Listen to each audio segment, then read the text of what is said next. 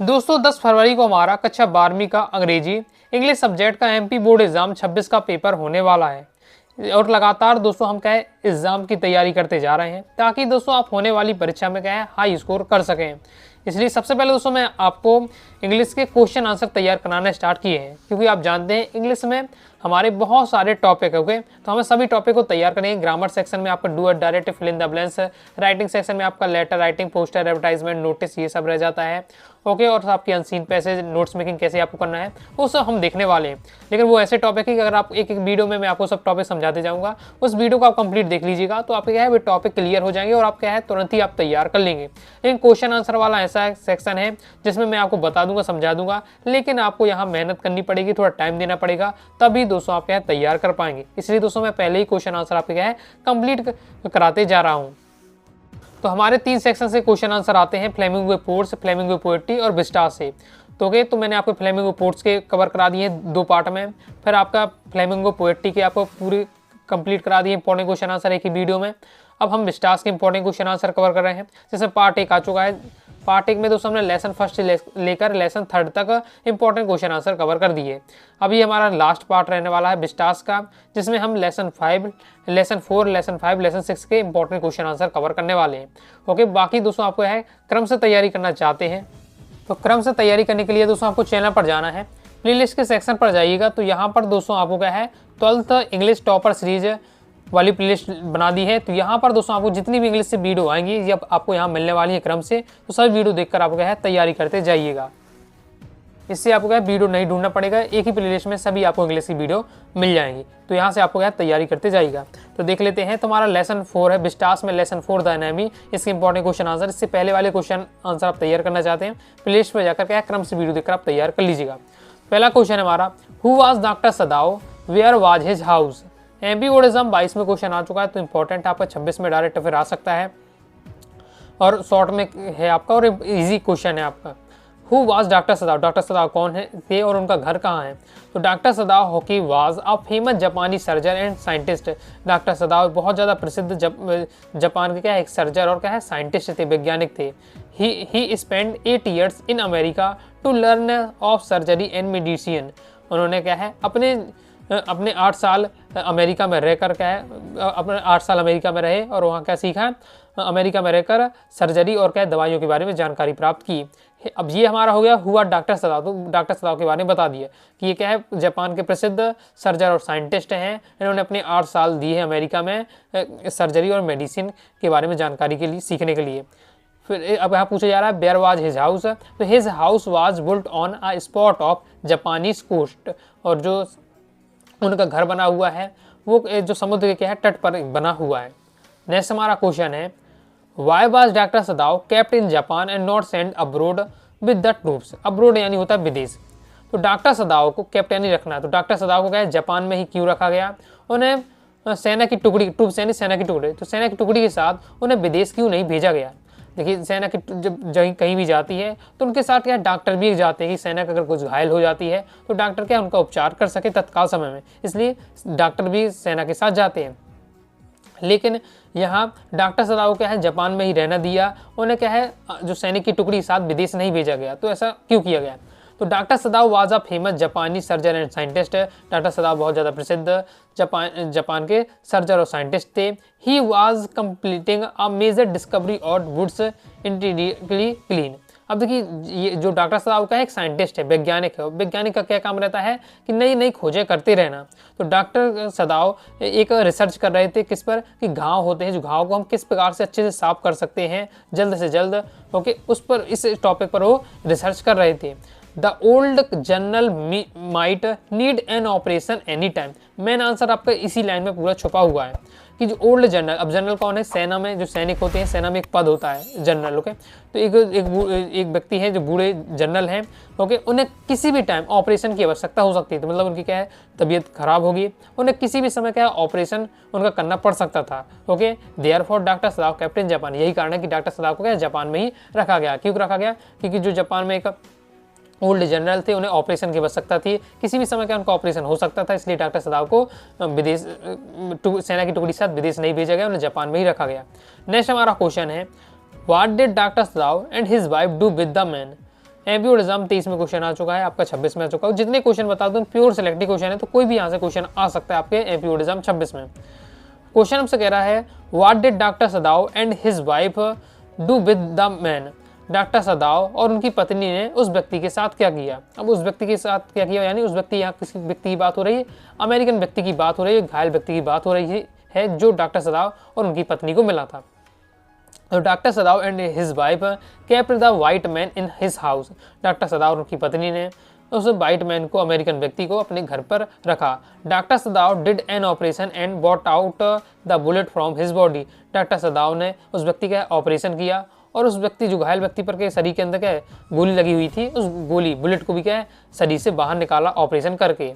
He and his wife looked after the white man till he was strong enough to walk on his leg। तो doctor सदाव और उनकी पत्नी ने उस व्यक्ति की तब तक देखभाल की जब तक वह क्या अपने स्वयं अपने पैरों से चल सके, मतलब जब तक वो क्या पूर्णतः स्वस्थ नहीं हो गया तब तक डॉक्टर सदाव और उनकी पत्नी ने उसकी देखभाल की।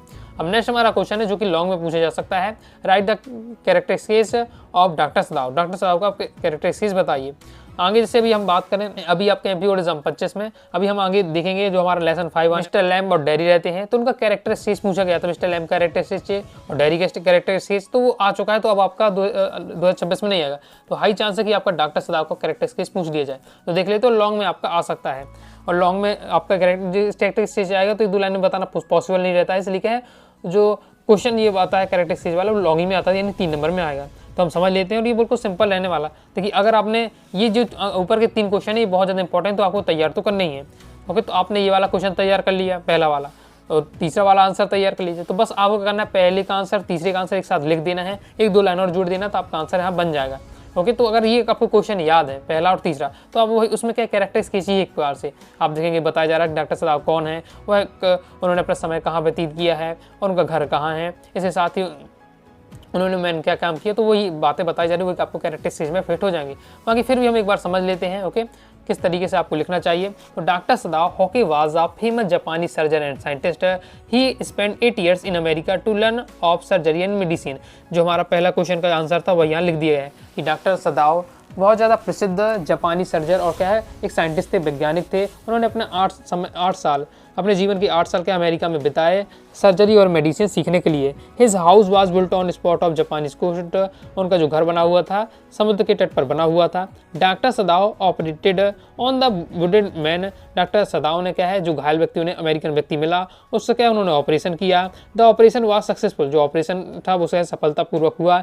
Doctor Sadao knew that the wounded man would now be out of dangers. अब डॉक्टर सदाव जान चुके थे कि जो घायल व्यक्ति है वो क्या है अब खतरे से बाहर है। Doctor Sadao and his wife decide to give him to the police as a prisoner of war. Doctor Sadao उनकी पत्नी ने ये डिसाइड किया कि अब इस व्यक्ति को है, ये व्यक्ति थोड़ा ठीक ठाक हो चुका, अब इस व्यक्ति को है पुलिस के हवाले भेज देना चाहिए। ओके, क्योंकि क्या है ये हमारा दुश्मन है। ओके, दुश्मन का सैनिक है। However, the man was very weak। लेकिन वो देखते हैं डॉक्टर सदाव और उनकी पत्नी कि जो व्यक्ति है अभी भी क्या बहुत ज़्यादा घायल है, इतना ज़्यादा अच्छे से ठीक नहीं हुआ है। Thus they decided to keep him till he recovered, so that they could decided what to do with him। They decided to keep him till he recovered। तब उन्होंने डिसाइड किया कि इस व्यक्ति को तब तक अभी अब रखते हैं जब तक ये क्या है थोड़ा ठीक ठाक नहीं हो जाता, इसकी रिकवरी नहीं हो जाती है।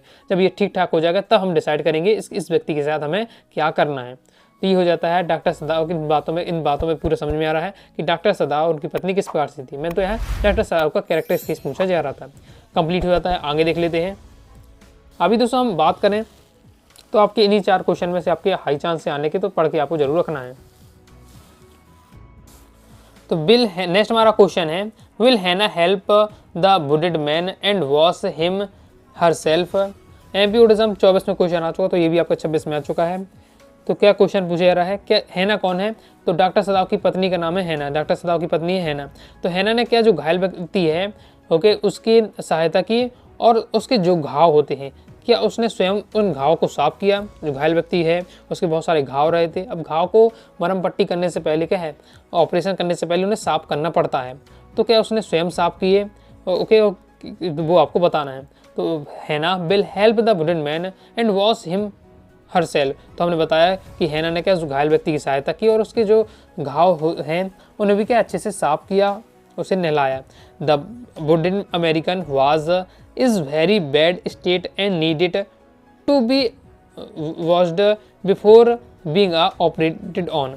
जो अमेरिकन घायल व्यक्ति है वो बहुत ज़्यादा क्या है, बहुत ही बेकार स्थिति में था, उसे ऑपरेशन की आवश्यकता थी, उसका ऑपरेशन होना था, लेकिन ऑपरेशन से पहले क्या है, उसे नहाना और उसके घाव को साफ करना जरूरी था।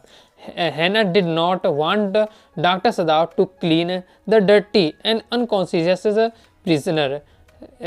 तो हैना है वो नहीं चाहती थी कि डॉक्टर सदाव, अब डॉक्टर सदाव को ऑपरेशन करना है, ऑपरेशन करने से पहले क्या साफ सफाई करनी पड़ती है उस घायल व्यक्ति के घाव की के, तो जो हैना नहीं चाहती थी डॉक्टर सदाव ये जो उसके गंदे जो घाव हैं, ओके, तो उन्हें साफ करे। ओके, डॉक्टर हैना नहीं चाहती डॉक्टर सदाव क्या है उन घाव को साफ करे। And so ask their servant Yumi, तब वो क्या अपनी जो उसकी सर्वेंट है, नौकर है यूमी, उससे कहती है कि भैया इसके क्या इसके घाव साफ कर दो, टू डू सो। तो however Yumi defied her master's order and did not help, तब यूमी उसकी जो सर्वेंट है उसने मना कर दिया कि मैं क्या है ये घाव वगैरह वो साफ नहीं करूँगी। She thought she would be punished by law for the being a traitor to her country. तो वो जो उसकी सर्वेंट है उसने क्यों ऐसा मना कर दिया यूमी ने? देखिए यूमी जानती थी कि ये जो अमेरिकन व्यक्ति है, और अमेरिका उस समय क्या है युद्ध चल रहा था, जापान और अमेरिका का युद्ध चल रहा था, तो जो जापानीज होते थे वो अमेरिका को अपना शत्रु मानते थे, और जो अमेरिकन होते थे वो जापानीज को शत्रु मानते थे, मतलब एक दूसरे को शत्रु मानते थे। ओके, तो अब ये जो डॉक्टर सदाव तो जापानी है, तो अगर हम क्या है इस जो हम जापानी हैं और हम ये अमेरिकन व्यक्ति की क्या सहायता कर रहे हैं, तो हम क्या एक देशद्रोही कहलाएंगे। ओके, युद्ध चल रहा है और हम क्या अमेरिकन व्यक्ति की सहायता कर रहे हैं, तो देशद्रोही कहलाएंगे, और हम पे क्या है कि हमें हमारे ऊपर केस चलेगा। तो ये क्या है जो सर्वेंट थी ये सब जानती थी, इसलिए उसने मना कर दिया कि अगर ये डॉक्टर सदाव उनकी पत्नी तो फंसेंगे ही, साथ ही हम भी फंस जाएंगे देशद्रोह के आरोप पर। As the result Hana had no other option but to wash him herself. तब हैना के इस परिणाम क्या हुआ कि हैना के पास कोई ऑप्शन नहीं मिला, ओके, कि इसलिए उसने क्या स्वयं उसके घाव को साफ किया। तो ये हमारा हो जाता है कंप्लीट। तो इस प्रकार से दोस्तों हमने क्या है जो लेसन 4 के 5 इंपॉर्टेंट क्वेश्चन आंसर थे वो हमने आपको बता दिए हैं, जिसमें से हम बात करें तो आगे के जो 3 क्वेश्चन है वो शॉर्ट टाइप में इंपॉर्टेंट है, और लास्ट के 2 चौथा 5वां जो हमने क्वेश्चन देखा है लॉन्ग टाइप, उनका आंसर ही आप देख सकते हैं थोड़ा लॉन्ग टाइम में दिया है, तो ये लॉन्ग में ही पूछने के इनके हाई चांसेस, लॉन्ग टाइप इनका आंसर दिया है, तो ये आपको है सभी तैयार कर लीजिएगा। अब दोस्तों हम देखने वाले हैं लेसन 5 के इंपॉर्टेंट क्वेश्चन आंसर। लेसन दोस्तों हमारा 5 है on the face of it, इसके इंपॉर्टेंट क्वेश्चन आंसर देख लेते हैं। तो who is mister Lamb, how does Derry get into his garden. Question में कहा जा रहा है कि मिस्टर लैम कौन है और जो डैरी नाम का जो लड़का है उनके गार्डन में कैसे प्रवेश करता है। एमपी बोर्ड एग्जाम 22 में क्वेश्चन आ चुका है, तो ये भी आपको 26 में आ सकता है, पढ़ के आपको रखना है। Mister Lamb is an old man with a tin leg. Mister Lamb है जो क्या बहुत बूढ़े व्यक्ति हैं, ओके, और टिन लेग यानी उनकी जो रियल लेग है वो कट हो चुकी है, उनकी युद्ध के दौरान उनकी क्या है रियल लेग थी, असली लेग चली गई थी, इसलिए वो क्या है नकली लेग लगाकर अभी काम चला रहे हैं। Okay, his real leg was cut years ago during the war. उनकी जो असली पैर था वो क्या कट गया था युद्ध के दौरान। He lives along in his house, वह अपने घर में क्या है अकेला रहा करते थे। There is a garden near the house, उनके गार्डन के पास there is a garden near the house, उनके घर के पास क्या गार्डन था, यानी उनका जो घर था वो गार्डन में ही पार्ट से बना हुआ था। It has a ripe crab Apple looking orange and golden in colour, और जो उनके गार्डन में क्या है एप्पल लगे हुए थे जो कि क्या एकदम ऑरेंज कलर के, नारंगी और क्या है सोने रंग के एकदम दिख रहे थे। ये हमारा आंसर हो जाता है हु इज मिस्टर लैम का, उसका आंसर दिया हुआ है। फिर हमसे पूछा जा रहा है how does Derry get into the his garden, जो डैरी नाम का लड़का उनके गार्डन में कैसे जाता है। तो Derry climbs over the garden wall to get into his garden, तो जो डैरी होता है वो जो गार्डन की दीवारें होती हैं उनको क्या छलांग मारकर उनके गार्डन पर जाता है। Thus the gate was opened but the boy does not use it, जबकि क्या था कि जो गेट था गार्डन का वो एकदम खुला हुआ था, फिर भी क्या है जो लड़का है डैरी है उसने क्या गार्डन की दीवार को नाक कर गया। ये हमारा हो जाता कंप्लीट, तो सिंपल आपका आंसर रहने वाला है। नेक्स्ट क्वेश्चन है what explanation does the small boy offer for coming into the garden, how does mister Lamb react on it. जो छोटा लड़का है, छोटा लड़का कौन है डैरी, तो डैरी है वो मिस्टर लैम को किस प्रकार से बताता है कि वो इस गार्डन में क्यों आया है, और इस पर इसके में मिस्टर लैम्ब की क्या प्रतिक्रिया थी। ओके, उन्होंने क्या किया डैडी के साथ। The boy thought that this was an empty place. जो लड़का है उसने सोचा कि ये गार्डन है, ये खाली गार्डन है, यहाँ कोई नहीं रहता है। He did not know that anybody was there. उसे नहीं पता था कि यहाँ क्या कोई रहता है। Mister Lamb assures him that it is all right, don't afraid of. तो मिस्टर लैम्ब ने उसे कहा कि भैया क्या है, चिंता की कोई बात नहीं, घबराओ मत। Mister Lamb tells the boy that the house is empty as he is in the garden. तो मिस्टर लैम्ब कहते हैं उस लड़के से कि जो मेरा घर है वो खाली है। क्यों खाली है? क्योंकि घर में केवल मैं ही रहता हूँ और मैं तो अक्सर पूरा अपना समय अपने गार्डन में ही बिताता हूँ, गार्डन में ही रहता हूँ, इसलिए मेरा जो घर है वो खाली है। The beautiful days should not be wasted indoors according to him. उनके अनुसार, मिस्टर लैम्ब के अनुसार, मिस्टर लैम्ब कहते हैं कि जो हमारे सुंदर दिन है इसे घर के अंदर रहकर हमें क्या है, इसे बर्बाद नहीं करना चाहिए। आगे देख लेते हैं। नेक्स्ट हमारा क्वेश्चन है, how did meeting with mister lamb becomes a turning points in daddies life. Daddy के जीवन में जब मिस्टर लैम्ब से मुलाकात होती है तो उसके जीवन में एक परिवर्तन आ जाता है डैडी के जीवन में। तो क्या परिवर्तन आता है तो आपको बताना है। Daddy had burning face. जो डैडी का जो चेहरा हुआ था उसका जला हुआ था। ओके, डैडी के पास क्या जला हुआ चेहरा था। ही did not like being around people. वह अपने चारों ओर क्या है किसी व्यक्ति को पसंद नहीं करा करता था।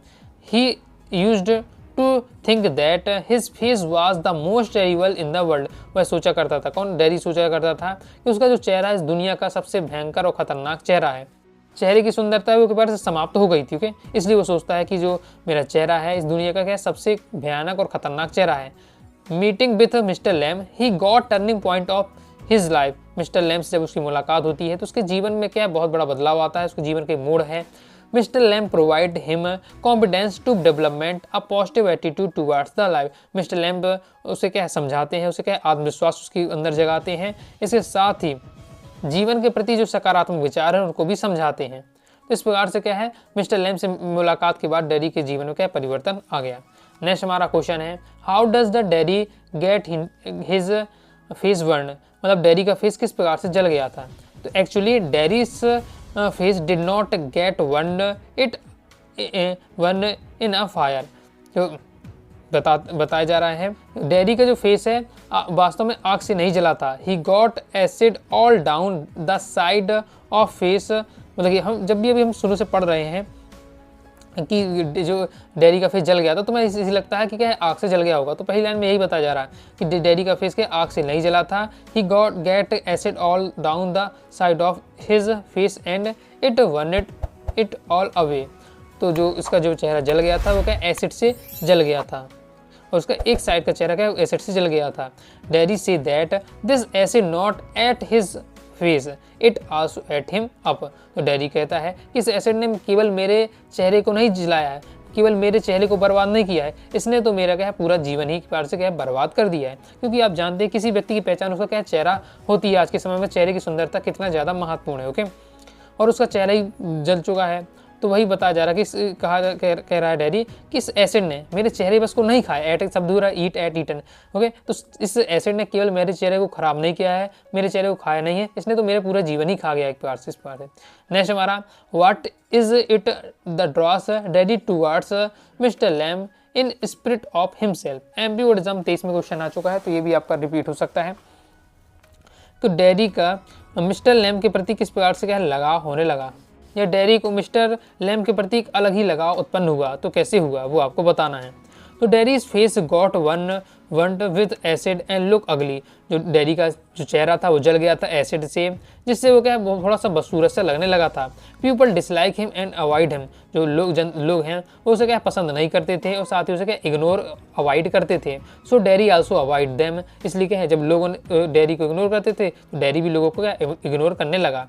And likes to remain lonely. उसे क्या अकेले रहना क्या पसंद हो गया था। He goes to mister Lamb's garden hoping that it would be an empty place. जो डैडी है वो मिस्टर लैम्ब की गार्डन में जाता है और यही सोच कर जाता है कि ये क्या खाली स्थान होगा। But there he comes across mister Lamb. Derry want to avoid him but mister lamb.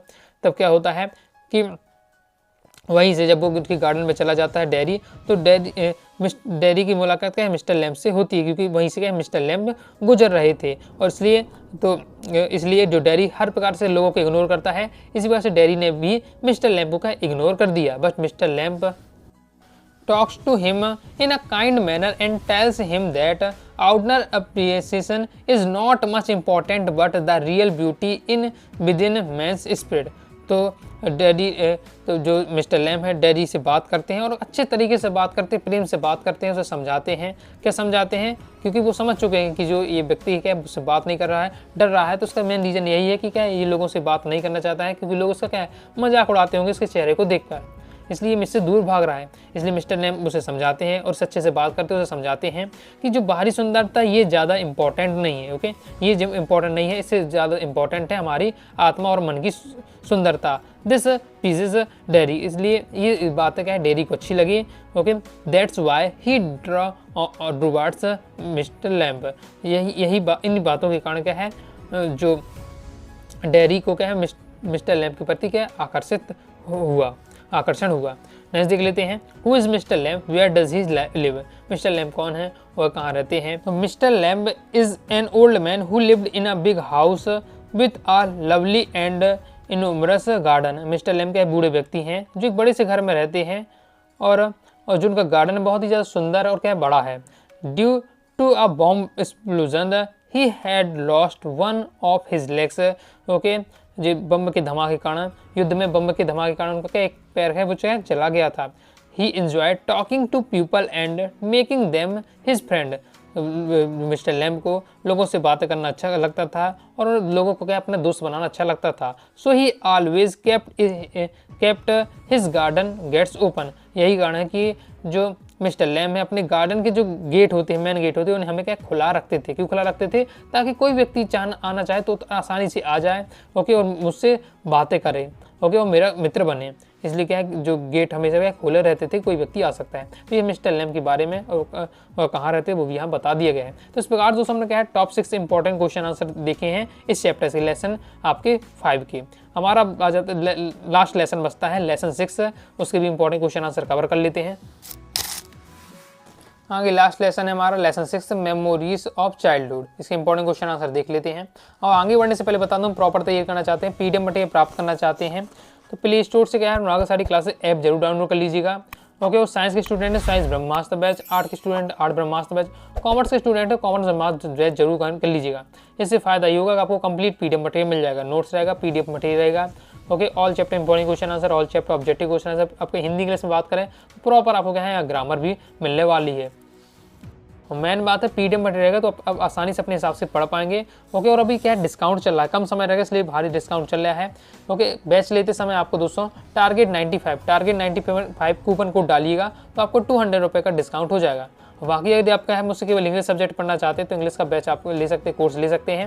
लेकिन इंग्लिश का कोर्स लेते समय आपको है इंग्लिश 80 ले लिया, क्योंकि हमारा इंग्लिश में टारगेट 80 में 80, तो इंग्लिश 80 आप कूपन कोड डालेंगे तो आपको 50 रुपये का डिस्काउंट मिल जाएगा। तो आप क्या है इस डिस्काउंट का कोड का उपयोग करके क्या है कम फीस में भी क्या अच्छे से तैयारी कर लीजिएगा। अब देख लेते हैं, तो यहाँ से हम बात करें मेमोरीज ऑफ चाइल्डहुड। यहाँ से दोस्तों आपको उस क्वेश्चन के आंसर देखने से पहले एक बात समझना बहुत ज़्यादा जरूरी है, देखिए, ताकि आपको ज़्यादा मेहनत ना करें, मैं आपके फायदे के लिए बात बता रहा हूँ। बाकी मैं तो आपको क्या है कंप्लीट तैयारी करा ही रहा हूँ। ओके, देखिए क्या बात है कि हमारे विस्तार से हम देखें, विस्तार की भी हम बात कर रहे हैं, विस्तार की तैयारी कर रहे हैं, तो क्वेश्चन आंसर एग्जाम में कितने आते हैं? देखिए हमारे 2 नंबर वाले क्वेश्चन आते हैं, 2 नंबर वाले क्वेश्चन हमसे पूछे जाएंगे शॉर्ट टाइप वाले, 3 नंबर के क्वेश्चन आंसर आते हैं यानी लॉन्ग टाइप वाले। ओके, शॉर्ट टाइप वाले हमारे आते हैं और लॉन्ग टाइप वाले आते हैं। अब शॉर्ट वाले कितने में करने पड़ते हैं एग्जाम में? केवल हमें 2 क्वेश्चन करने हैं, 2 क्वेश्चन करने हैं। लॉन्ग टाइप वाले के एग्जाम में कितने क्वेश्चन करने हैं? 1 क्वेश्चन करना है। अब 2 क्वेश्चन करने के लिए हमें क्या कितने क्वेश्चन मिलेंगे? 3 क्वेश्चन दिए जाएंगे और 1 क्वेश्चन करना है तो हमें 2 क्वेश्चन दिए जाएंगे। यानी ओवरऑल देखें तो पेपर में हमारे कितने क्वेश्चन आ रहे हैं? 5 क्वेश्चन आते हैं। करने तो वैसे में 3 पड़ते हैं, 2 शॉर्ट टाइप और 1 लॉन्ग टाइप। तो टोटल टीचर को क्या है जो पेपर बनाने वाला टीचर होगा उससे आपको टोटल 20 से 5 क्वेश्चन सेलेक्ट करने हैं, क्योंकि 5 क्वेश्चन एग्जाम आपके पेपर में डालने उसे, तो वो आपको 20 से उसे क्या है 5 क्वेश्चन उसे सिलेक्ट करने हैं। तो क्या है यहाँ, और लेसन की हम बात करें टोटल हमारे विस्टास में 6 लेसन है। तो टीचर क्या करता है, अगर हर चैप्टर से एक एक क्वेश्चन भी लेता है तो पहले लेसन से लेकर आपके 5वें लेसन तक है वो सब लेसन क्वेश्चन कवर हो जाते हैं, 5 से मिल जाते हैं। इसलिए वो क्या है, बहुत जो लास्ट आपका लेसन है हमारा मेमोरीज ऑफ चाइल्डहुड, इसके क्वेश्चन इसलिए आते ही नहीं है। ओके, तो आपको क्या करना है, अगर लेसन 6 के आपको मैं कितने क्वेश्चन, 3 ही क्वेश्चन बता रहा हूँ, तैयार हो तो ठीक है, ना तैयार हो तो भी आपका चल जाएगा। लेकिन आगे के यानी लेसन 1 आपका, लेसन 2, लेसन 3, लेसन 4, ये हैं जो इन सभी चैप्टरों के क्वेश्चन बताएं, बहुत ज़्यादा इंपॉर्टेंट रहते हैं, उनके क्वेश्चन के आने के हाई चांस रहते हैं। तो उन्हें सबसे पहले आपको तैयार करना है। ऐसे नहीं कि इस बारे क्वेश्चन अगर याद नहीं हो रहा तो इसमें आप ज़्यादा दिमाग लगाएं और पहले के आगे क्वेश्चन आपके छोड़ दें। तो नहीं, पहले का आपको तैयार कर लीजिएगा। इसी क्वेश्चन आंसर तैयार करें ना करें चल जाएगा, लेकिन पहले का आपको जरूर तैयार करके रखिएगा। तो आप समझ गए होंगे कि मतलब उसमें आपको ज़्यादा फोकस करना है, उनकी क्वेश्चन आंसर तैयार हैं तो यहाँ एक बार आप थोड़ा नॉर्मल पढ़ के बस रखिएगा, ज़्यादा आपको मेहनत नहीं करना है। ओके, आप समझ लेते हैं क्वेश्चन आंसर। तो 3 क्वेश्चन बताऊंगा, जो जिसमें से 2 क्वेश्चन आपके आगे वाले शॉर्ट रहेंगे और एक आपका लॉन्ग टाइप का रहने वाला है। तो हमारा पहला क्वेश्चन है, why did she notice about the Indian girls in the school. She का मतलब है यहाँ राइटर से। ओके, तो राइटर से हैं, तो हमारे जो राइटर हैं उन्होंने भारतीय लड़कियों को के बारे में क्या देखा स्कूल में। तो the Indians girls were clad in a stiff shoes and closely clinging dresses.